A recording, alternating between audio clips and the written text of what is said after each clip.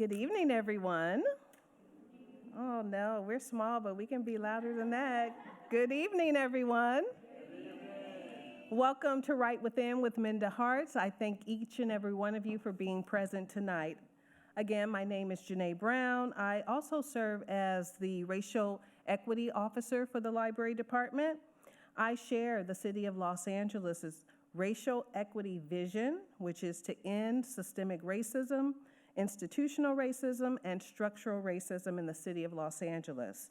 We think broadly, deeply, and creatively to ensure that racial equity and inclusion are at the center of policymaking and work environments. In December 2020, LAPL established a Racial Equity Action Board comprised of 12 library employees who work with me, and frankly, all library employees, to uphold the vision where everyone has a true sense of belonging. REAB, Racial Equity Action Board, is committed to a process of creating, sustaining, and advocating for anti-racist policies and procedures within Los Angeles Public Library for Blacks and other people of color. Our goal is to create an equitable and inclusive space for everyone. Are there any REAB board members in the audience? Thank you, Tatiana, for being here. This event is also part of Los Angeles Public Library's Changing Tones programming. Changing Tones is on a mission to increase representation, provide support, and ensure racial equity and inclusion of Black African Americans within the Los Angeles Public Library system. Are there any Changing Tones members present? Woohoo! Thank you, Corinne, for being here, representing our group. Now for the moment that you're waiting for. In these tumultuous times, as workplaces across the nation struggle to become truly inclusive, women of color need frank talk and honest advice on how to deal with microaggressions, heal from racialized trauma, and find relief from invisible workplace burdens. The stakes are high, as even Lauryn Hill had put it. How you gonna win when you ain't right within? And Right Within, Minda Harts offers an essential self-help guide for readers to learn to steady themselves, steer their outlook, and find much-needed joy at work. I am delighted to introduce tonight's moderator, Mrs. Chandra Jeffrey, a wife and mother of 6 sons and a friend to many. She is a self-proclaimed morale booster in her work pods, aiming to make everyone feel included. Chandra is a mobile outreach librarian here at Los Angeles Public, and being an outreach librarian allows Mrs. Jeffrey to work with all ages and narrow the focus on the needs of our mature community. She sees the areas she serves as tools for her personal healing, extracting joy, empathy, and compassion from interactions with the unserved and underserved Angelenos. Outside work, Chandra enjoys the beach, spending time with her family, reading, baking, and learning new things. Thank you, Chandra, for serving as our moderator.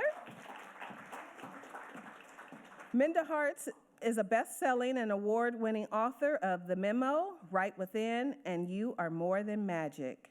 In 2020, she was named the top voice for equity in the workplace by LinkedIn. Minda also hosts a live weekly podcast called Secure the Seat. I tune in on as many Monday mornings as I can. It's a great podcast. I would encourage you to participate.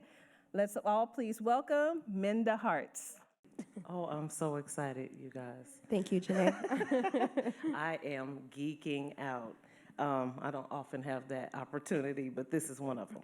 So, Right Within. My journey with this book began a few days ago. So I've experienced a lot of emotions in a little bit of time. Before I ask the first question, I just want to say the references to all of the people, the authors, the musicians, oh my goodness, from Lauryn Hill, as Janae mentioned, to Erykah Badu, to Kirk Franklin, and, oh my goodness. Anyway, it triggers good and bad things. So let's start with the beginning. You have a beautiful dedication in your new book. Could you tell us why you dedicated Right Within to Black women? Yes, again, thank you so much to the Los Angeles Public Library for having me here. When I was younger, my great-grandmother used to live by the Forum, and when I'd visit her in the summer, she used to bring me here to this library. So it feels like a kind of a full circle moment, so it's really cool to be here. I know that she's in heaven looking down, so this is really dope. But Black women, they are the crutch, they are the backbone of this country, and so I had to dedicate this book to them. We were told that we had to be strong for everybody but ourselves. Oftentimes in the workplace, we're told that you have to be strong Black woman. Sometimes we want to be vulnerable. Sometimes we want to be loved. Sometimes we want to have a soft place to land. And I wanted to acknowledge that and say that Right Within is your soft place to land. Wow, okay. That's a beautiful answer. Okay, well, I guess let's dive right in because I kind of feel like I want to loosen it up a little bit, but there's no easy going for when you talk about racial trauma. So you do use the term racial trauma in the title of your book. What are some examples of the ill effects of racial trauma you're referring to? Yeah, that's a really great question. I chose to use racial trauma because I felt like we've been kind of sweeping so many things under the rug, so we've never actually called a thing. So if you experience racism in the workplace, we never say it out loud, sometimes not even to ourselves. If you've experienced homophobia in the workplace, sometimes we won't even acknowledge that to ourselves. Whatever, ageism, whatever those things are, we've been conditioned to sweep them under the rug. And so I realized that when you're not able to bring your authentic self to work, when you're not seen, that's traumatizing, right? And so for me, I was always in the workplace as the only. If anybody's ever worked in an environment where they're the only of anything, you know that that is isolating at times. And you learn to silence yourself at the expense of your own well-being, right? There's people who get to show up and be themselves. Chad gets to be Chad without anybody asking any questions, but why doesn't Minda get to be Minda without feeling like I'm walking on eggshells every day at work, not to be too angry, not to be too aggressive, not to be too of anything. And I realized after spending 15 years in my former life that I was always walking on eggshells in the workplace, that I never felt free. And Right Within was one of those ideas that I wanted us to know what true freedom feels like, to at least acknowledge that these things are happening to us, because right now the buzzword is bring your authentic self to work, right? But whose version of authenticity are we talking about? Right. Okay, are we talking about dominant cultures' authenticity? And so for me, I didn't know who that was anymore because I had assimilated in many different ways. And so I wanted us to acknowledge the traumas that we enter the workplace day in and day out, some of us to retirement, right? Never really acknowledging that we worked at the same place as our colleagues, but we didn't experience it the same way. Wow. Okay, so you said former life, and you also talked about assimilation, and that word did come to mind. I listened to part of your book, and I read the rest. We're just going to the deep end. Is that okay? Everybody all right? Yeah, I'm just going to jump right in. And there may be tears shed or whatever, but that's just because that's me. So assimilation. As soon as I found out I got to do this interview, I said, oh, my hair. What am I going to do with my hair? You know, that's an issue with us sometimes. Mm-hmm. And then, you know, there was the holiday, Halloween. I said, oh, okay, so there was all of this. And I said, why am I worried about, you know? And as soon as I read, you know, I was listening to the book, and I was like, oh, I shouldn't be worried about what somebody's going to say. So what do you say when you hear those microaggressions, which I didn't know it was then, to, oh, I wish my hair could do that. Oh, your hair's different today.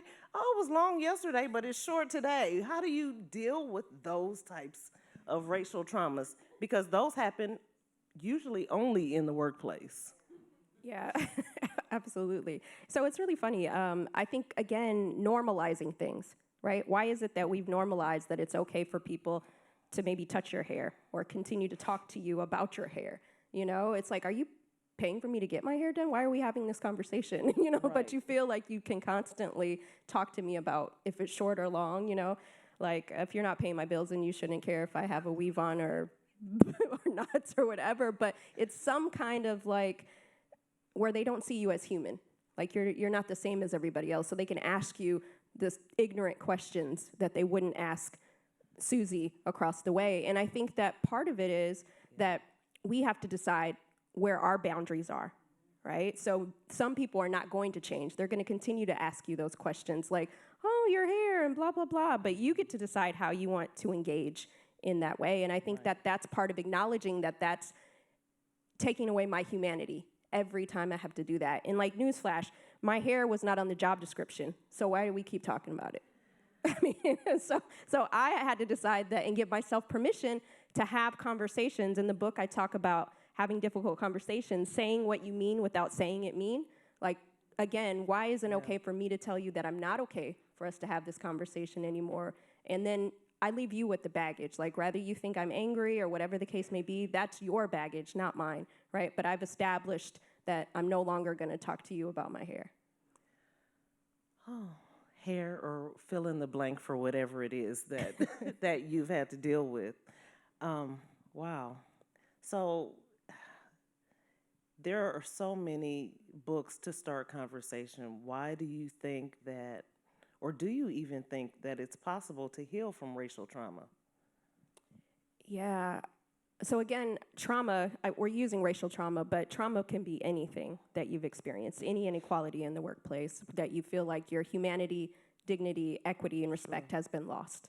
And I do think that healing is possible, but we first have to acknowledge that we've been harmed, right? Because I get so many messages from people who read my books and they say, you know what, I didn't even think that this book was for me. But as I was reading it, I'm like, oh my God, I've swept so much of this under the rug that it is traumatizing, right? And part of it is healing is not just for us, it's for the ecosystem.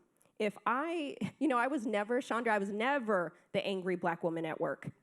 But perhaps I might have been angry when I got home because I've been, or, frustrated or whatever the case may be. And so healing isn't just for us, it's for our families too. It's for those who love us. So if I am bringing all the toxicity of the place that is breaking my soul each and every day, and then I bring it back home, the people that love me the most don't get the best version of me. And I don't even get to meet the best version of me because I've been so harmed. And so I think it's so important to initiate the healing. But first, you have to acknowledge that you've been harmed in any way, shape, or form, whether you think it's small or big or, massive. But you can't confront what you're not willing to conquer. And for so long, I wouldn't even say that this was harmful. I just said that that was okay. And so for me, I was in a workplace for 15 years where I was aggressed every day at work. There wasn't a day I didn't go to work where someone didn't say something or do something or some type of email. And so I realized that healing is a journey. Healing is a lifestyle. It's not a one-time event.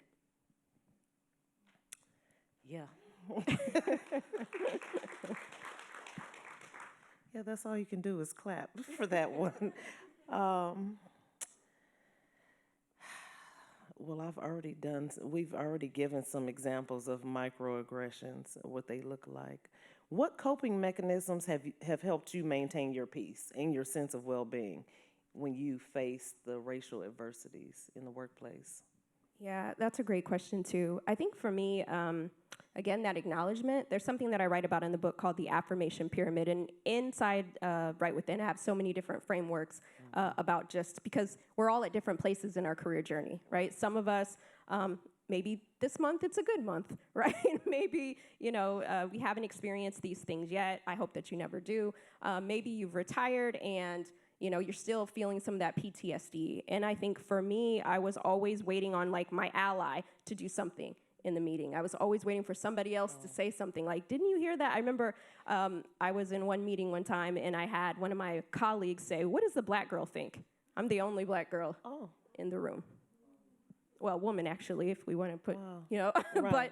But, so I was just like shocked that nobody said anything. I didn't feel like I could say anything. And so we just moved on to the next agenda item, right? But everybody feels that. It sucks the air out of the room, Yeah. right? And so in the moments, I'd be so frustrated because I'm like, I just was at happy hour with like 5 of you, and now you're sitting here staring at, looking like nothing's going on, you know? Or you just asked me to buy your daughter's 5 candles, and you can't say anything in this room. So I was really like dumbfounded by that, and I realized that I have to take the power back, right? I was waiting on somebody to save me, to be my Superman, but I could be my own Superman. I could save myself, and one of those things that I talk about is the affirmation pyramid. One, I can pause. I don't have to respond to every single thing that happens to me throughout the day. Otherwise, I'm never going to get my work done, right? Number 2, I can acknowledge it. Again, when certain things would happen at work, I just would sweep it under the rug, right? That was a coping mechanism. But that is a tool of survival, not thriving. So we use a lot of tools in the workplace where we're just surviving, just trying to make it to 5, just trying to make it to 6, right? But that's not sustainable. Right. And so I had to acknowledge that whatever it was happening, I had to call it that, right? Name a thing, even if it's just to me. Like, I may never mention it to my manager, I may never go to HR, but am I being honest with myself, right? Number 3 is documenting, because what happens oftentimes when you are the only one, you start to question if these things are real, right? Anybody ever? You feel like a state of paranoia, like, is it this, is it that? I don't know. And because you're the only, no one's affirming you, and then you hear some of your colleagues saying, no, that's just Tom being Tom, or they didn't mean any harm, all those greatest hits, you know, and so you start to believe it after a while. Well, I guess that is just Tom being Tom, right? And all of that is trauma inside your body because you're not acknowledging it. And so what I started to do was document it, because then it releases me from thinking that I created these situations, that now I'm saying, oh, at 12:55 in Zoom room 10, Chuck said X, Y, and Z, right? And then I noticed that in the email that he sent, you know, last week, X, Y, and Z. So I'm documenting so I can see patterns. So if I do want to have a conversation with someone, then I am not having the conversation in feeling, but I'm having it in fact. So I'm not saying that I feel like you discriminated against me. No, actually, here's the last 3 things that took place, and let me tell you what they were, right? And so it provides, and again, even if I don't have the conversation with somebody else, it's for me, right? So what are the strategies for me to release myself of these things? And then the other thing is 4, which is really important, is redistribute that energy. Oftentimes, when we are in certain situations, I don't know about you, but I am a former member of the Church of Rumination, and I would ruminate on that thing all day long. So I had a manager, he saw that I had on burnt orange fingernail polish, and he said, you people love your bright colors.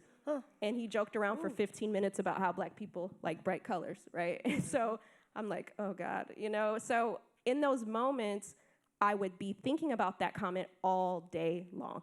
I'd be like, what did he mean by that? And what was da-da-da-da? And then I'd go to the next meeting, and I'd be playing it on a loop, like a Beyonce song in my head, right? Not the one you want, you know, just playing it on a loop. And then I'd go home. Many of us are working from home. So if it happens at your desk, you're in the kitchen now, making dinner, and you're playing that thing on a loop. And guess what? The person who said that to you, they're watching the new episode of Love is Blind. You know what I mean?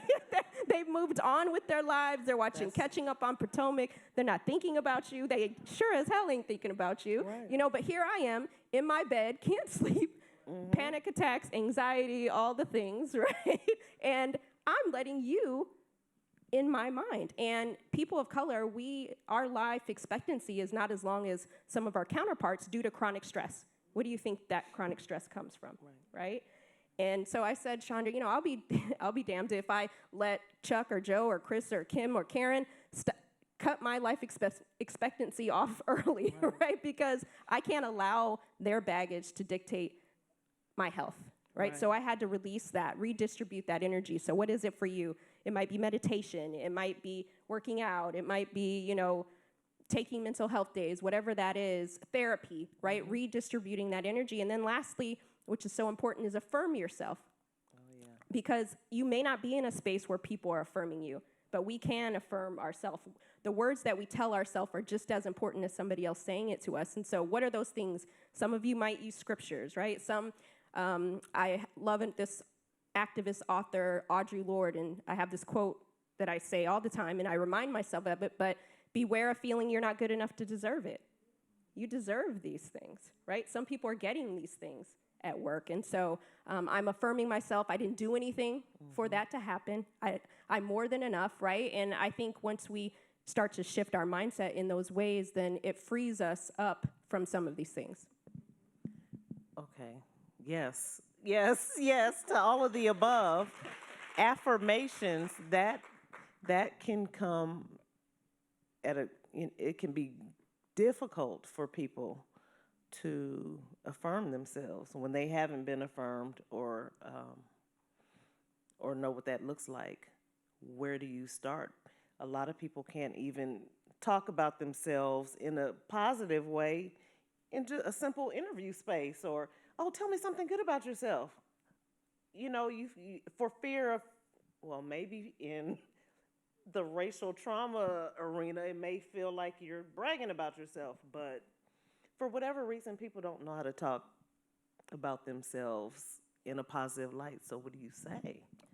Yeah, that's part of the healing, right? That's part of the trauma, because if you've been in a traumatized state, and many of us don't even know we've been experiencing trauma because it's just normal. That's what the workplace is, right? Because we don't know anything else to compare it to.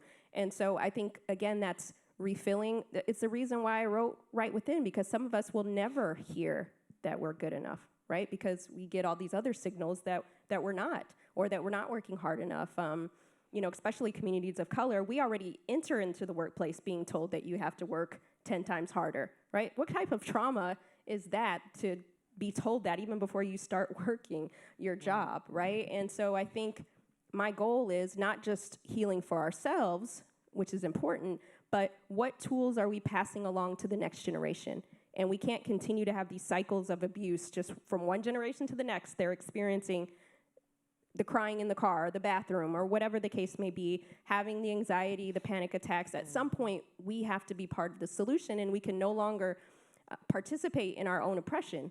And I think part of that is acknowledging and saying, it can't just be me talking about it, it just can't be you talking about it and doing the work, but each of us, because we want to pass on tools where the next generation, they get to actually just do their job. What would that look like? You guys don't know what it's like to try to whittle down these questions. You're doing a great job. This is so great. I want to talk about triggers, because you did mention that a lot of us don't know that we've had traumas. We've been the recipient of traumas, which I never thought about it in the workplace at all, but that's where it happens. So what do you do when you're triggered by something that you had no awareness, you had no idea that you were still holding on to it. You hadn't mourned it, grieved it, and yes, you can answer on that too from chapter 8. But yeah, what do you, if you're triggered by just somebody bumping fists, and I don't know, what do you do if you don't know that that's what the trigger is? Right. Healing can be messy, but healing will always be worth it. I think about 4.5 years ago, I was sitting in my old job, triggered, traumatized, all the things, right? I had no books. I have 3, so now so I had nothing. I was just trying to figure it out, right? And so I'm just saying that, I say that to say that healing is possible, right? I was in a bad place in the workplace, and I didn't think that it was possible to find healing. I didn't think that it was possible to have any other type of experience other than what I was having. And at some point, you have to get sick and tired enough to want to change, right? To know that you could have a workplace that sees you, that values you. It may not be where you are right now. And I think sometimes, especially, I'll say Black women in particular, we have advanced degrees in trying to make everything work. I feel like we've been told we have to make everything work, and I'm sure other communities feel that way too. And so we never give ourselves the chance to make decisions based on us, because oftentimes we're taking care of a lot of other different people, so we're making we don't get to make certain decisions based on our mental health, based on those things. And so I think that part of the documentation is so important with triggers, because then you can see where these patterns are taking place. So for example, I used to get really bad anxiety and panic attacks at work, and really to where the point I'd be inside of some meetings and I could barely get my name out.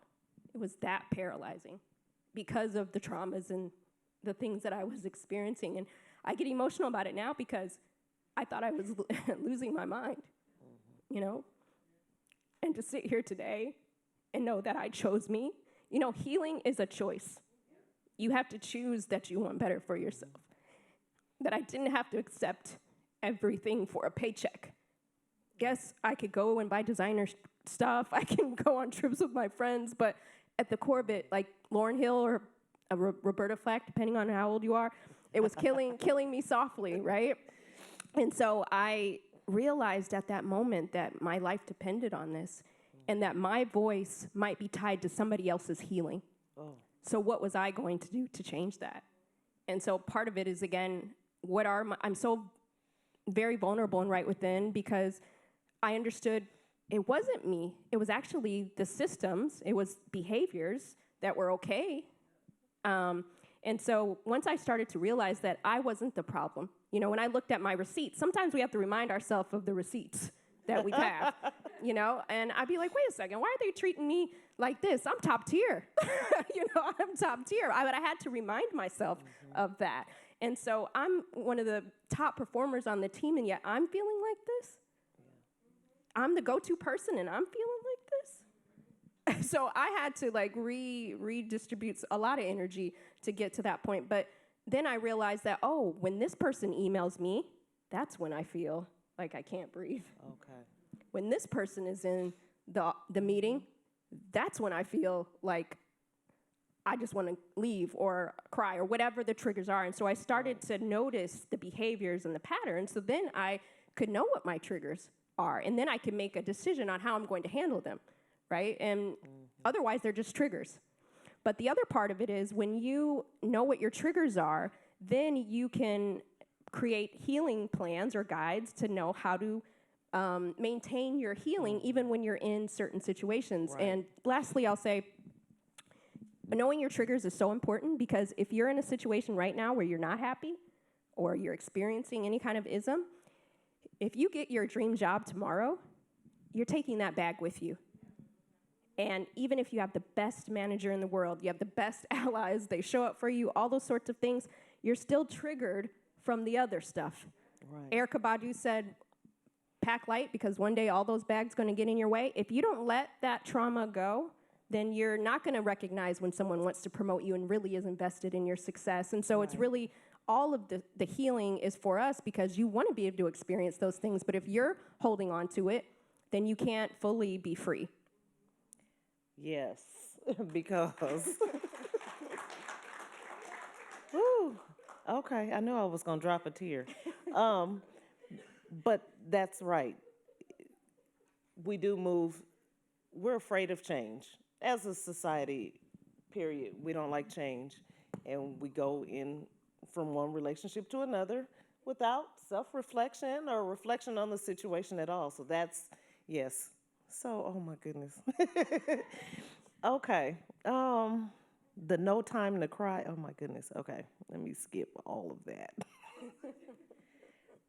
I'm going to leave time for Janae to ask a good question, but when you hear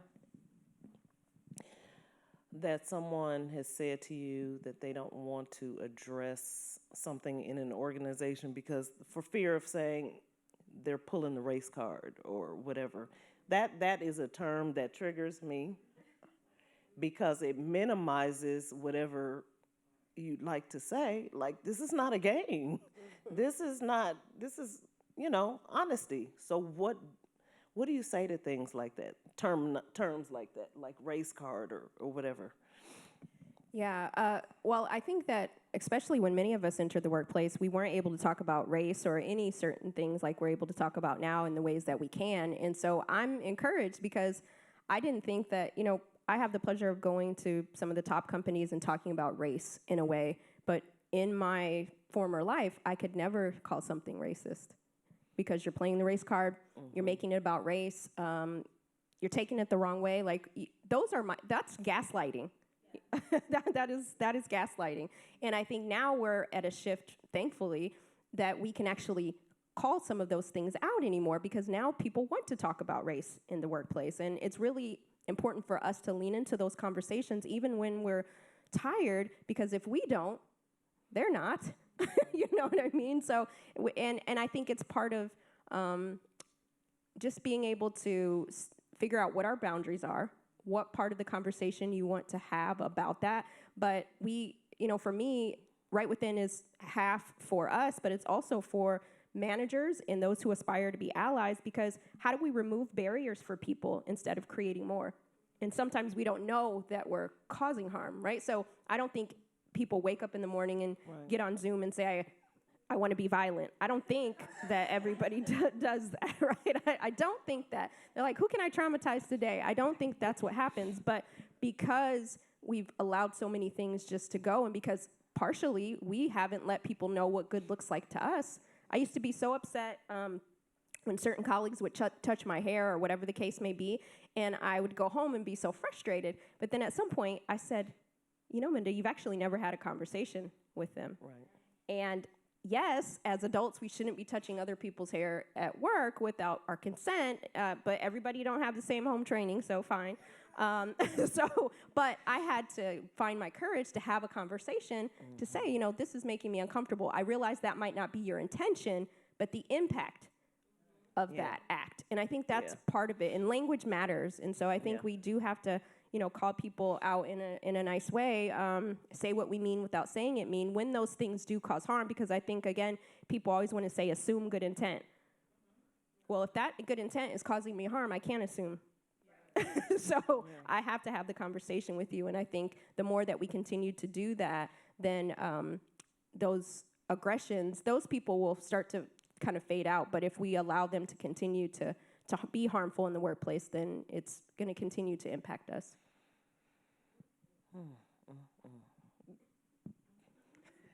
Healing maintenance. How do you do that?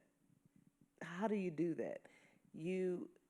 Because healing to me, when I read and listened to your book, healing is equated with forgiveness to me. And there are some misconceptions about what forgiveness is or what it looks like, or that you have forgotten what happened. How, when you act like you haven't forgiven or act like you haven't started your healing process, and you respond in some triggered way, aggressive or whatever the terminology is, how do you come back, forgive yourself for relapsing, and move forward? Yeah, I think for me, healing is really more about me. So I often think it's great if you get to a place where you think about those people who might have harmed you in the workplace or wherever they might have harmed you. And it's great if you can get to a place of forgiveness. But for me, forgiveness isn't necessarily the goal. I'm forgiving myself from allowing these, feeling like I couldn't show up for myself in the ways that I needed to most, right? So forgiveness is more, I'm forgiving myself, because oftentimes when certain things happen, then I don't know about you, but I would be like, man, I beat myself up because I should have said the thing, I didn't say the thing. And so I'm continuously forgiving myself. But part of that maintenance is, it's a little jarring what I might say next, but it's important to note, because if we have 400 plus years of workplace trauma and it's still showing up today, so you may not want to call it the plantation, you might want to call it the plantation, but there's certain threads that are still happening in the workplace. They don't look the same, but some of the behaviors are very much the same.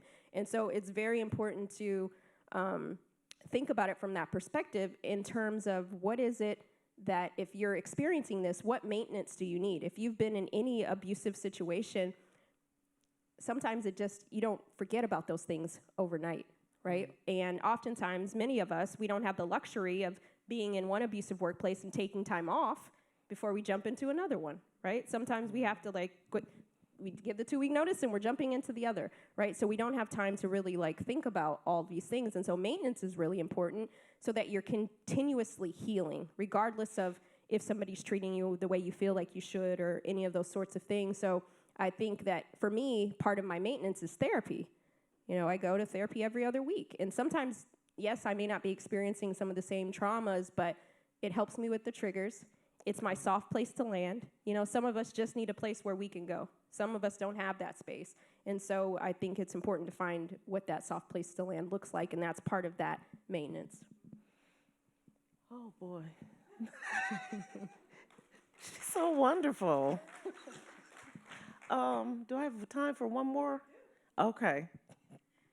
It has to, I mean, we're in the library, so I have to talk about representation.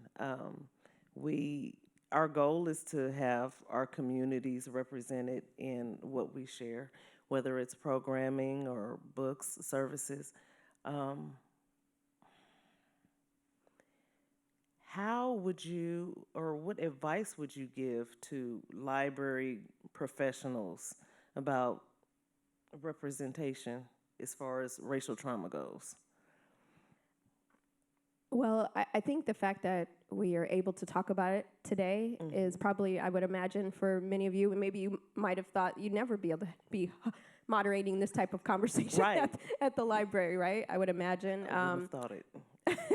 But I think that there is progress taking place, right? And I think we have to continue to have the conversations, but then next is demonstration, right? So it's not enough just to say that diversity, equity, inclusion, all the things matter if it's not demonstrated. And so my hope is that leaders will now demonstrate what it looks like, because if I am sitting on the margins in the workplace, however I might identify, then if you say that these things matter, but I never see myself, then I can't believe what you say, you know? And so we're going back to square one, and that's traumatizing, right? Because you think about in 2020, so many companies and organizations said all the right things. And 2 years later, many of those things, nothing has changed. If you look at the About Us pages, if you look at leadership, nothing has really changed other than we're having the conversation. And so for me, it's like, how do you can't rebuild trust that way, right? And so I think that it's important for us not to go back to normal, but to get to better. And better is the demonstration. So if I don't have that representation here, I should allow my employees to come and have a conversation when they don't see that happening. And I think that that's still part of the trauma, is that there's this idea that when we do see something, that we don't have the space to still sometimes talk about it and ask, well, this happened 2 years ago. Can we talk about where those numbers are today without you having like some scarlet letter on your forehead? And so I think that now leaders really, they can't opt in to equity. Equity has to be mandatory. Wow. That's a clap. It does. Oh, wow. This has been so great. And I am going to say thank you Thank for you. one. Thank you so much. Wow, this is a privilege. And we are going to have a brief Q&A. And we have lovely people waiting with microphones. Anybody have a question or want to? Oh, Hi, Minda. It's Cheryl Farrell, my friend. I've been following you for, I guess, 3 years, and I'm just so thrilled to see you here in hometown again. I have a question. I know this healing is about what we do for ourselves, but has there been any, even a modicum of healing when some of the bad actors in your book recognize themselves and have come back to offer something? Wow, and thank you for all of your support over the years. I appreciate you. You know what? Part of my healing is not tying my worth to if they say sorry to me or not, right? And I have not heard from anybody in my books that I write about, nor did I ever expect that they would come and say something to me. But it's really funny. One of the people that I write about and write within, one of my managers, he did send me he's been, for the last year, sending me LinkedIn requests, right? And I just, and then one day, maybe a few months ago, he actually sent me an email, and I was like, I had to ask the Lord to, you know. And I thought maybe when I seen his name in my inbox that he was gonna say, you know, something. He's like, I was just checking in, seeing how you're doing, blah, blah, blah, blah, blah. And I just had to delete. And part of that, again, is realizing that that's their luggage, that's their bags. I can't take that with me, rather they see themselves or not, right? I hope that they're being better humans. That's my prayer at night. And hopefully, I write about Carrie in both of my books. I pray for her. You know, like I hope that she has read it and heard the stories that I've talked about her, that she could show up as a better person. And so healing has to happen on both sides, right? Or those people are going to continue to traumatize their colleagues. Thank you. Great question. Thank you. Anyone else? We want to hear. We're recording. We want to hear. My name is Donald Lyles. I am a journalist, a poet, and a lot of other things. But I appreciate you talking about mental health. As one of our Olympians, her name escaped me now, but she happened to be from Texas, where I'm from. But I want to know how, it's a two-part. How long you been in therapy? A caveat to that is that I am a Vietnam veteran. For 30-some years, I wouldn't go to therapy, whatever. I do now, and I just completed my 17th year of therapy. And this probably has something to do with it's off the subject, but it's something I want to bring. The doctor that I talked to is retiring. I requested that I get a female therapist, and I asked for a black therapist. I turned in my request 2 or 3 months ago. I haven't heard from them. So I go to West LA for that. I may have to go to Pomona or somewhere. But anyway, I don't know, you know, it's like the black teacher thing. It seemed like a black teacher is more relatable to things. But anyway, back on your writing part, I'd like to know, did you have a co-writer? Do you use a word processor, or do you All those record all your questions are stuff? good. Yes, thank you for that. And thank you for your service. welcome. Definitely want to give you your flowers. So I have been in therapy since 2008. And when I first started going to therapy, I felt a lot of shame around it because it wasn't as talked about as it is now. You see it in shows, and it's, you know, kind of sounds sexy sometimes when people say it. But I've also found that a lot of people talk about therapy that have never been to therapy. So they're telling people to go to therapy, and they've never gone themselves. So I find that interesting, too.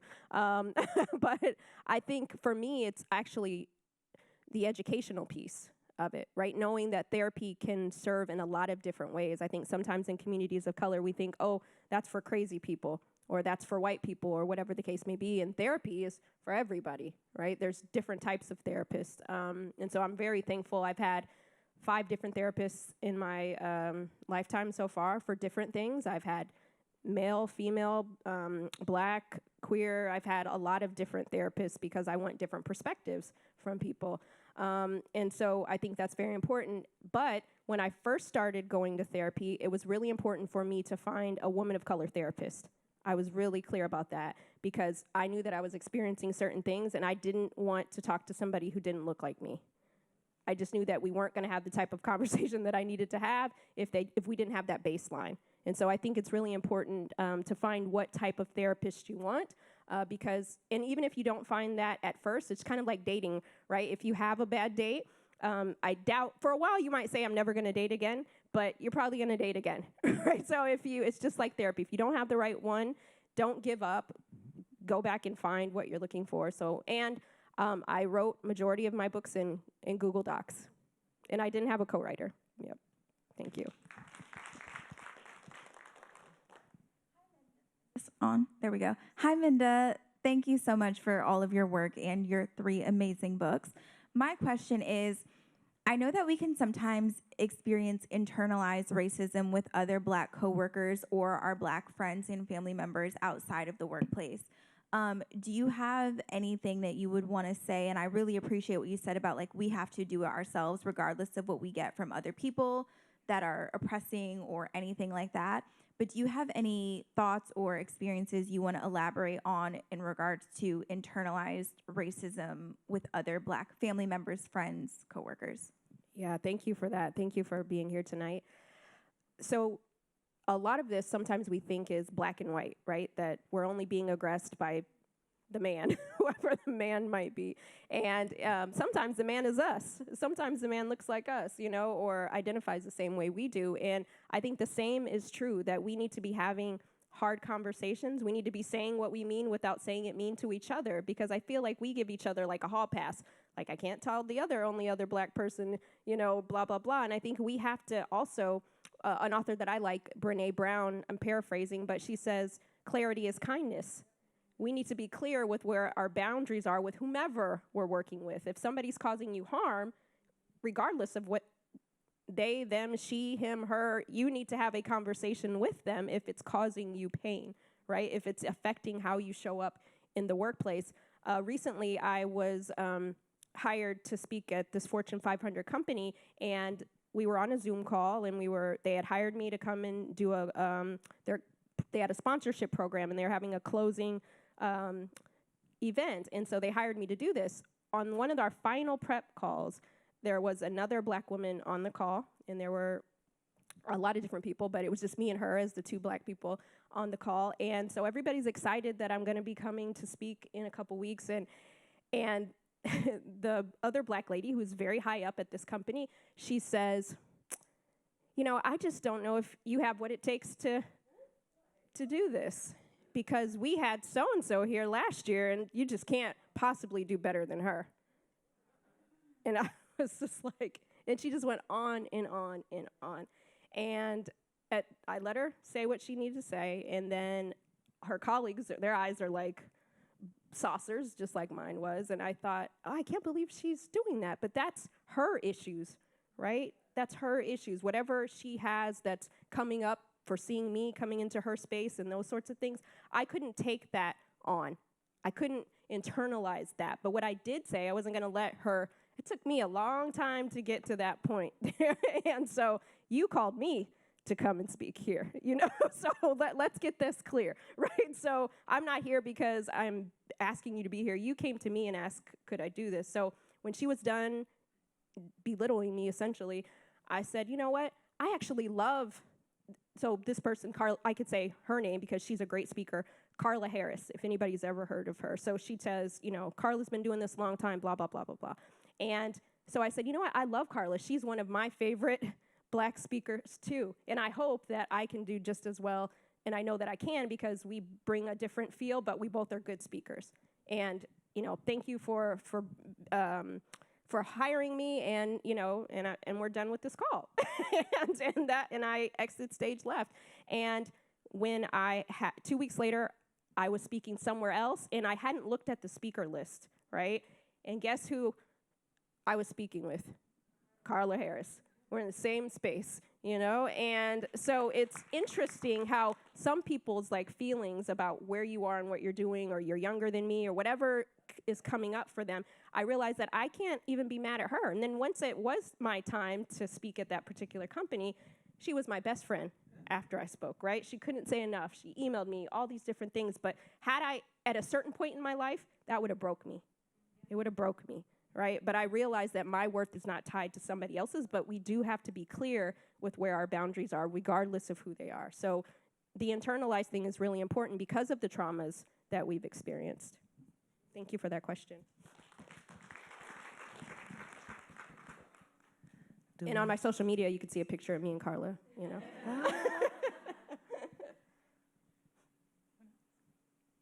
Any other questions, comments?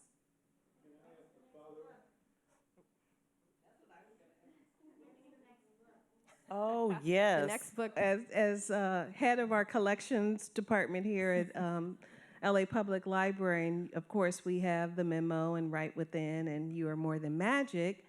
What are you working on next, and what can we look forward to adding to our collections? Yes, yeah, shout out to all my friends that buy all my books and have the Minda Harts library. Thank you, thank you, thank you.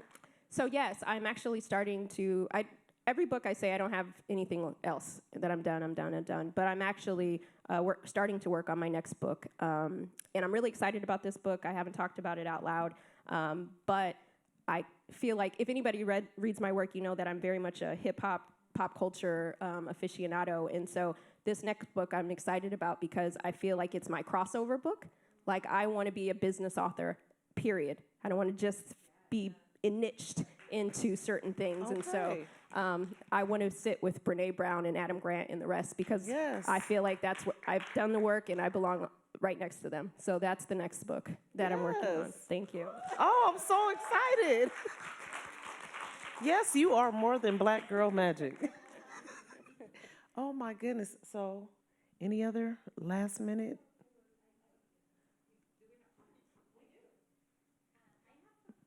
Is this working? Yeah. I have a question about how do you see the role of a company or organization in the healing process? Because there is a lot of healing that we can do, but what's the role of your agency that employs you on supporting your healing? Oh, yeah. Yeah, that's a great question. Inside of Right Within, I have a lot of tools for managers as well. There's something in there called the Manager's Pledge, and it's really holding managers accountable, right, for their role in healing. So we can do our own healing, but there's a lot of people, again, there's a lot of mistrust in the workplace these days, and I think it's part of our healing is that management, again, demonstrate what equity looks like, because that's part of our healing too, right? If we are healing, but our manager there's no accountability, they still get to say the thing and do the thing, then that can sometimes dictate, if we're on our healing path or not. So I do believe that we should have managers that are trained properly. I know when I became a manager, I had no training, right? And I was managing like 20 people and trying to do my best, right? What does Mariah Carey say? I'm trying to do the best I can with what I got. And I was probably like hurting people along the way, right? Not intentionally, but just because I didn't know. And so I feel like that's a really big role. Like we should be providing people tools, conflict resolution skills, right? I'm in a lot of closed door conversations with CEOs, and they'll say, well, I'm not comfortable talking about race. And I'll say, well, you probably shouldn't be the CEO anymore because you can't lead equitably and not not talk about race or call someone by their preferred pronoun. It's just, the two cannot exist. And I think that we, again, have to continue to hold our leaders accountable, but there is a part that they have to play. And again, that's making sure that equity is mandatory, having bonuses tied to the metrics, right? When you start messing around with people's money, you're going to F around and find out, right? And I think you have to do we're at a point where you have to do really revolutionary things to get the results that you want, because in the last 2 years, we were able to do a lot to get to this place. So think about what we could continue to do with an act of acceleration. Wow.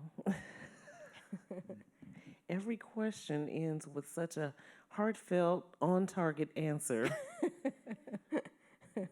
But it's our job to do the work. We have the info, so we have to do the work, right? It's in the demonstrations and the action. I thank you so much for providing this time and this space. It really felt like a safe space. Am I right, you all? Thank you. Thank you so much.